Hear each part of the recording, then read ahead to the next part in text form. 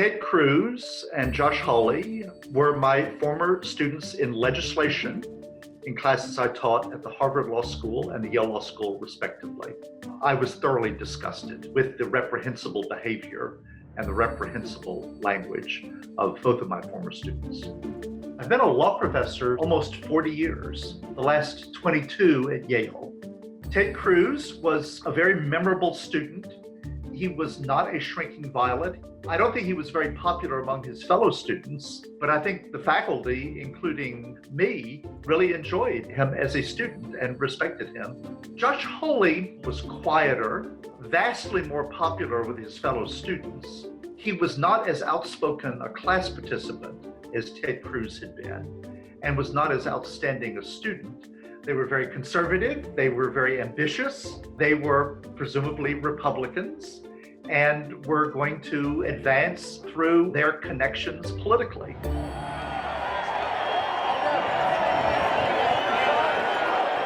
I couldn't bear to watch the insurrection and the sacking of the US Capitol by the mob that had been directly incited by the President of the United States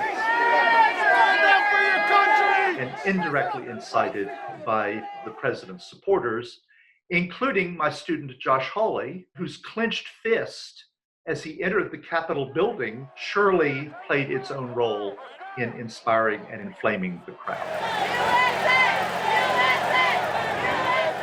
Both Cruz and Hawley tried to dress up irresponsible presidential claims with some Ivy League constitutional claims.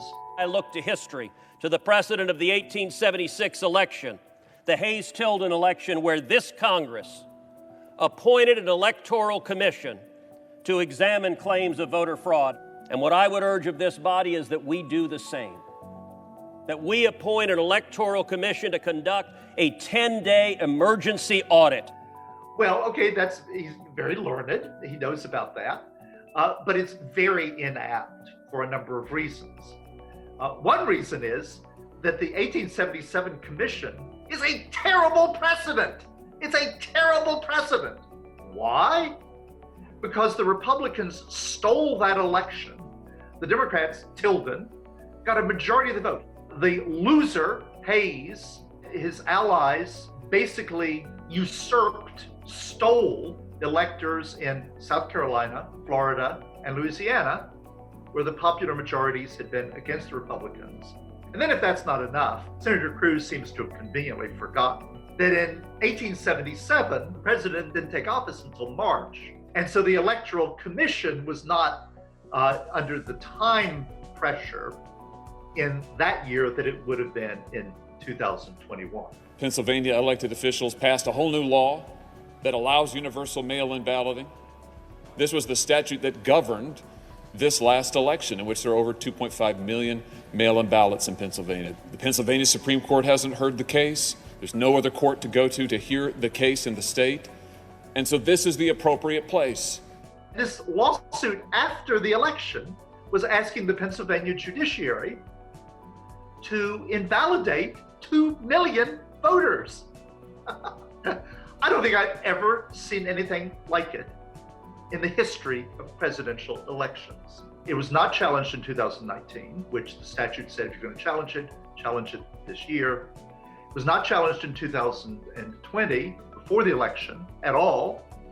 It was challenged in a bootless lawsuit after the election, which was unanimously rejected by the Pennsylvania Supreme Court on the grounds that this was too late. I don't have any respect for the arguments, the legal arguments, that are made by very intelligent people who know better, who know that these are illegitimate arguments. And they ultimately fall back on the idea, well, some of our constituents believe these kinds of arguments. And it seems to me that is the height of irresponsibility. And as far as anybody can gather, they were doing it for personal political gain. Thank you so much. Okay, well, politicians do things for personal political gain, but you do not subvert our system of government for partisan political gain.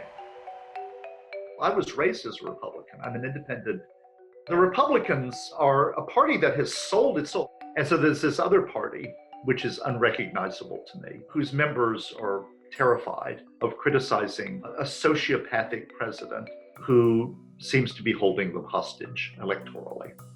George W. Bush, succeeded by Obama, almost a 180-degree ideological turn, as far as I can gather, could not have been more gracious. President Obama, succeeded by somebody, it's not even 180 degrees, it's like a different universe. Could not have been more gracious.